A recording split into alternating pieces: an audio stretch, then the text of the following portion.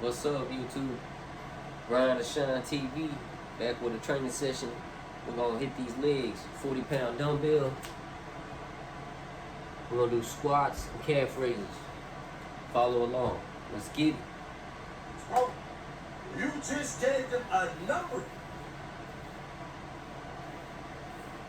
30 kick, what are you doing? Like, what is you doing? Then on top of that, bro, you just connected dots that didn't need to be connected. They are listening. They worse than the so-called Big Brother program because we know they exist. It's already found every 4 years. It has to be, no. Every term of presidency by the second year, we give up the ability to take down parts of the government that are spying on us. And it happened with the Patriot Act. I already dropped a video on this like 2 years ago. Y'all really don't care. So, long story short, this is how they get you. It takes years to build up a RICO. You do remember, quite frankly, quite vividly, that they are on everybody that's a so-called gang member in Atlanta. Just because they got Young Thug and why they're selling their sites, don't mean that they done. Remember, Drug Rich just got hit up. 25. So, yeah, I'm going to be going through that in a moment. And basically, watch this. With this Drug Rich stuff that's about to pop off, bro, I'm probably going to get this done like the next 3 days. Y'all going to be like, dang. So make sure you subscribe, turn on that bell, and stay notified. Because when I drop that live, it's going to shock a whole lot of eyes. 21 Savage. As a leader, you have to learn to shut up. You just do. You have to learn when to be quiet. You just do. You have to learn when to do certain things. As though it is said, reaction is not what you're supposed to do when your action is going to cause another reaction.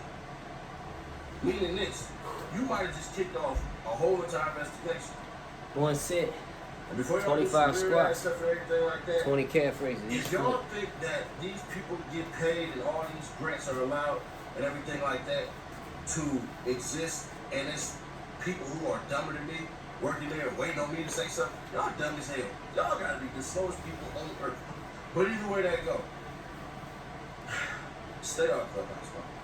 If you can't control the room, you can't control the people in there, stay off Clubhouse, man. You're a whole entire celebrity, bro. You can get casted for movies. You just did all this stuff with Drake just to act like, what, a nigga? And what did that prove to anybody? All that did was make people like me go, bro, you serious?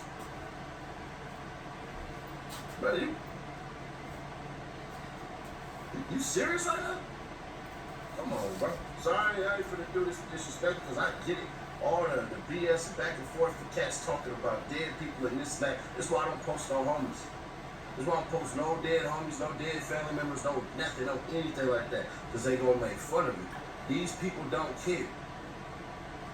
All they want to do is see you react. And sometimes when you deprive them of attention and make these hoes try to do other things to get your attention. And the worst thing you can do for a hoe is not give them attention. So watch out for them hoes in Clubhouse. But bro, it's a bad look. I'd advise you to say nothing.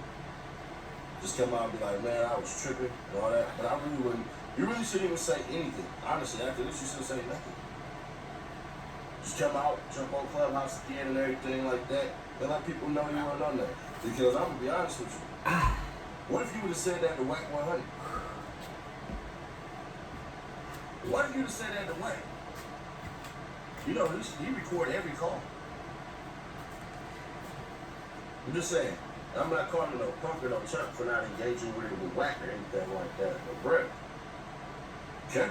That's all I have to say. Y'all expect me to keep it real? Because you know that I will. I do this daily, baby. Check out the Nightly Mash podcast. Also, when I see Brock Purdy, man, I just see a baby-faced kid. But you seeing him in person when you met him, in all honesty, when you saw him walking in that room between embryo and teenager, how young does he look? What do you got from him? He did not look like he was going to be the starting quarterback in the Super Wild Card round. It's He unbelievable. was a few years away from that. So what is the secret sauce? What's happening there? What'd you glean when you talked to him and Kyle Shanahan before the game and watched the game? What'd you pick up, Daryl? I think he's fearless. I really do. I think he's played a lot of football and he's seen a lot of things. You're a 4-year starter. at Iowa State. I think he's already walked this path, going from high school as a likely recruited quarterback to Iowa State. He told us, I was third-string quarterback coming in, my freshman year. And I learned a lot about the process and the patience that's needed to kind of to get through that, and you just have to be ready when that opportunity presents itself, because you never know when it's going to, so you have to be prepared. And I was able to take advantage of it at Iowa State, and I kind of used a lot of those lessons I learned there to help me do great here. And we had that game. We had that Miami game when he came in. Mm-hmm. I'll tell you what, Rich. I mean, he made a couple of throws into some windows, one in the red zone, so you knew there was no doubt that he felt confident in his ability to throw into tight windows at the NFL level. He made a couple that were outstanding. I think he's very intelligent. I think he embraces the diversity of that offense, how dynamic it can be. We hear a lot of backup quarterbacks say, I don't have to win the game, I just have to use the talent that's around me. I think he does more than speak that. I think he really does live that. But then he's got that ability to make those off-schedule plays that a lot of young quarterbacks don't. And the throw to Brandon Ayuk in the back corner of the end zone that unfortunately Brandon dropped was one of the better plays I've seen this year. I mean, to scramble left, circle all the way back to your right, and get that ball into a spot where Brandon can catch it. Only Brandon can catch it. Was really impressive. So what we hear from the older guys is that, they say Brock Purdy walks into the huddle from day one, and it's his huddle. And you got Trent Williams, George Kittle. I mean, you got some dynamic personalities and some really good players in there. And it's Brock Purdy's huddle. And so I think he won them over his performance in the Miami game. The way he kind of came into that next week, it just really kind of took charge as starting quarterback. Those guys have all bought in. They all love him. Well, for me, Moose, the first touchdown that the Niners scored, 68 yards, comes from just one touch from McCaffrey. By the way, great first touch for him, huh? As a Niner in the playoffs. Yeah. And then he finishes up that drive with a touchdown Appreciate grab that Purdy helped create, by avoiding a sack. The time, to use the Bill Parcells phrase, where I thought he dropped his Huggies, was the drive to start the second half. Coming out of the locker room, the Seahawks had just taken the lead because of that boneheaded penalty on Jimmy Ward, and the boneheaded squib, to be very honest with you. I don't know why they squib kicked, but the way that he performed in that drive and the throws he was making and the confidence that he had, I thought to myself, okay, we might look back and say this is when he settled in after that first half, and because this team can win, right? I mean, we should stop even asking that question, even though I'm going to ask it to you one more time. That Niners can win it with Purdy. No, they've been talking about that since week one. Right. This is a Super Bowl ready roster. Right. They've got Trey Lance. Everything's ready to go. And, the one thing I've been impressed with San Francisco is the amount of adversity you have going through the course of the season at the most important position. And they've never flinched. And it's a credit to John Lynch and Kyle Shanahan to have that covered, right? You've got your guy that you want to see the guy moving forward in Trey Lance. He gets hurt. And then you found a way to keep Jimmy Garoppolo around. And then he gets hurt. And then you got this guy that, we were thinking about maybe just waiting and maybe picking him up as a free agent. But hey, what the heck? We like this kid. He checked all the boxes. Let's just grab him with our last pick. So you backed up the most important position. And it's paid huge dividends for you because your defense is championship caliber. Your skill players on the offensive side are as good as anybody in the NFL. You just need somebody not to get your feet with turnovers at the quarterback position, and somebody who understands I'm the point guard, and I've got a lot of weapons that I can put the ball to, and that's what Brock Purdy's doing. So,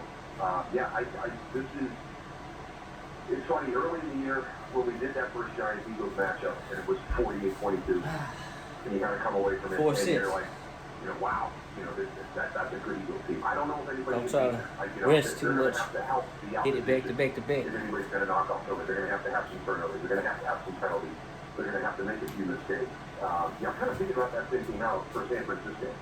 With the uncertainty of Jalen Hurts and what he can do in the quarterback spot with Lane Johnson, is he going to be able to play? How long will he be able to play? Devontae Maddox is still on the line on the defensive side of the ball. Not only is San Francisco talented, but they're extremely healthy right now going in. Where last year, they came limping into the playoffs, and this year they're Cowboys, Niners. I say those two words to you. The first memory you have is what? Moose. NFC Championship game in 1992, 30-year anniversary. What do you think about that one? What hits you?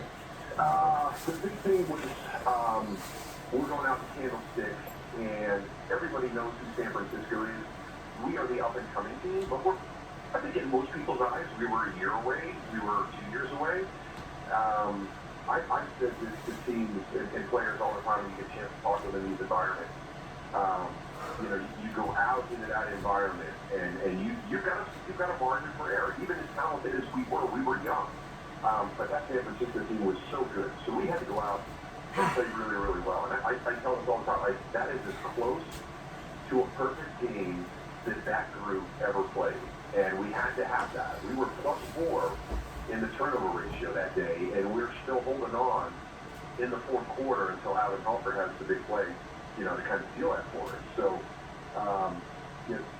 that was the start. And then the next year we're in the championship game again. The following year we lose out of Candlestick. So that was kind of the opener for that generation's battles between Dallas and San Francisco with a lot on the line. So that'll always be a special one. That was one of those situations where you don't know what you don't know. We're the youngest team in the NFL going out and play what everybody thought was the most talented and the odds-on favorites to win the Super Bowl, and just played the game of our lives. Yeah, and when Dak Prescott scampered into the end zone scot-free on Monday night against Tampa to help the Cowboys do their first road win in the playoffs since that 92 NFC Championship game in Candlestick, do you know he became the first Cowboy to run one in for a touchdown in a road playoff win since you, Daryl? Wow. Did I just blow your mind? Madness. Yeah. I don't have many rushing touchdowns at all. But to be a part of that equation, that's crazy. And that's the thing, the numbers that people are able to talk about with the Dallas Cowboys organization and its utility in the playoffs for the last 30 years is it doesn't mesh. No, that can't be Dallas. That can't be right. It can't be that long that they haven't done that. And for my touchdown in 1992 to be the last road rushing touchdown, that shows you how challenging things have been for the organization. In a win, you put your team up 17-10 in the third quarter. Emmett grabbed one, later on in that game, and I was at the last NFC Championship game between the two of you, the one that the Niners finally broke through on, and I just remember that game with Switzer there, and it was unbelievable. That was truly one of the greatest playoff games I've ever witnessed. Dion going against Michael. I'll be honest with you, I don't remember which team Ken Norton was on by that point. He kept switching back and forth. Yes, he was. That's right. And Haley, those are some old Donnybrook's, man. Just great. Yeah. They were just great. I still think if we'd ever gotten it inside 10 points, if we ever could have gotten to a single-digit lead, got it.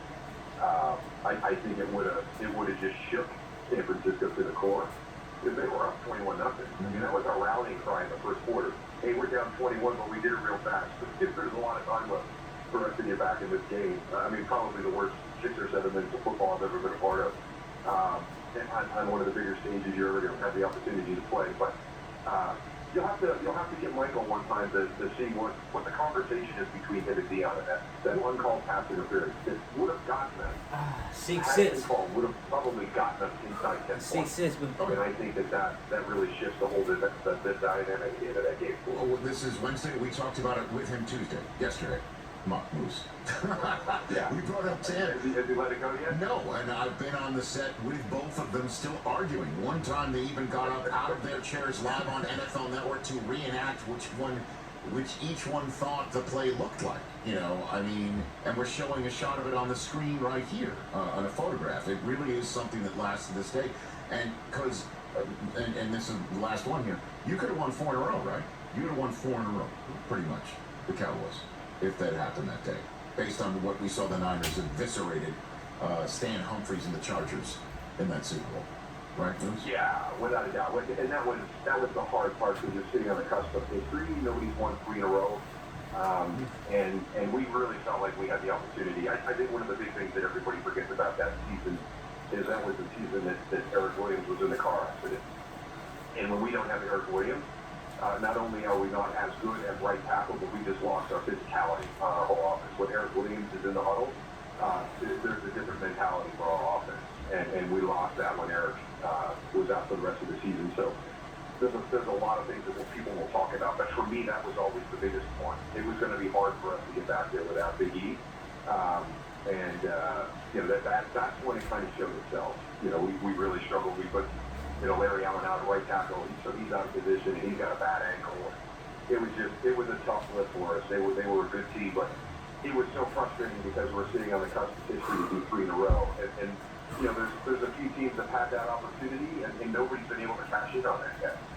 Not even those Patriot guys. So, you know, for us, you know, that will always be the one that.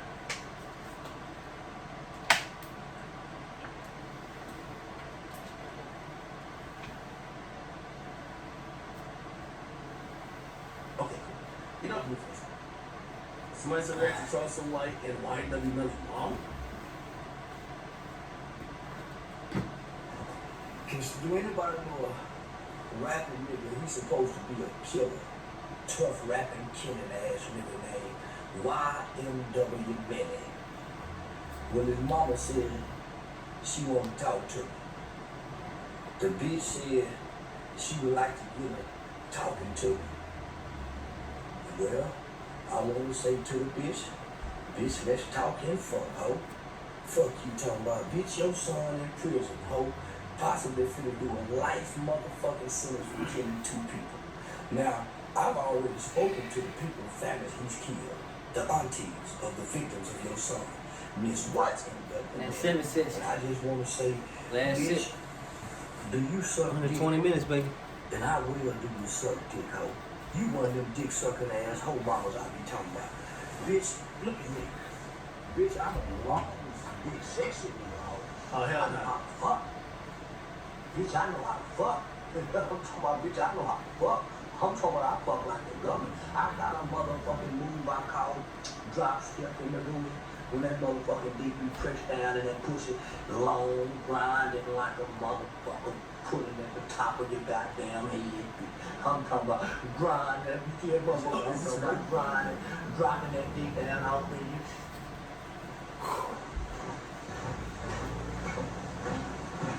But let him out. I'm paid to pay attention to a hoe. Bitch, you a hoe. With a son with 2 murders on his goddamn back. Them white folk gon' hang him. You hear me? Them white folk gon' hang him good. As they should. He killed 2 niggas. And they should never let him out. And I bet you got some more kids, don't you, bitch? You should be more focused on those other kids. Don't worry about that boy that's down there with them 2 murders. He ain't never gonna see life outside of here again. There's one thing about it. That's it, y'all. YouTube family. Go hit that like button. Let's get it. At least you don't see that little long